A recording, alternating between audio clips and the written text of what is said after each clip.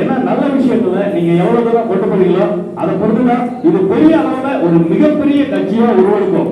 அதுக்கு இங்க வந்திருக்கக்கூடிய அனைத்து ஊடகவியலாளர்களும் அனைத்து நிருபர்களும் இங்க இருக்கக்கூடிய ஒவ்வொரு சாமானியனும் உங்களாலேயும் சாதிக்க முடியும். அப்துல் கலாம் அப்படிங்கிற ஒரு சயின்டிஸ்ட் வந்து எங்கேயோ ஒரு இடத்துல பிறக்கல, நம்ம ஊர் ராமநாதபுரத்துல ஒரு குக் கிராமத்துல பிறந்து தமிழ் மீடியத்துல படிச்சு அவருதான் அகில உலக இந்தியாவையே வந்து அகில உலகத்துல வந்து வல்லரசு நாடா மாத்திர ஒரு தமிழனுடைய ஒரு கருவொன்றுதான்.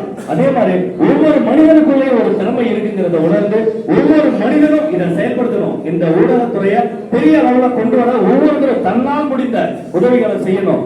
ஒவ்வொருத்தரும் நீங்க செய்ய ஆரம்பிச்சீங்கனாலே தமிழ்நாடு இல்ல உலகம் முழுக்க சிங்கப்பூர், மலேசியா, அமெரிக்கா, யூரோப் கண்ட்ரில இருக்கிற ஒவ்வொருத்தரும் தலைவருடைய செயல்பாடுகளாலதான் இது நடக்குது அப்படிங்கறத நீங்க வெளிப்படுத்தணும். ஏன்னா தலைவர் ஒரு கொள்கையை முதல்ல வைப்பாரு, அதை ஆளுங்கட்சியா இருக்கிறவங்க நாங்க தான் செஞ்சோம் காட்டுவாங்க. அதை காட்டாம தலைவர்கிட்ட இருக்கிற நம்ம வந்து எங்க தலைவராலதான் இந்த கட்சியில எல்லா நடவடிக்கையும் நடக்குது அப்படிங்கிற மாதிரி கொண்டு சேர்க்க வேண்டும் என்று இங்கு வந்திருக்கக்கூடிய அனைவரையும் வருக என மீண்டும் ஒரு முறை வரவேற்று நன்றி கூறி உங்களிடமிருந்து உங்களில் ஒருவனாக உங்கள் வீட்டு பிள்ளையாக விடைபெறுகிறேன். நன்றி, வணக்கம். வாய்ப்பளித்த அனைவருக்கும் நன்றி கூறி விடைபெறுகிறேன்.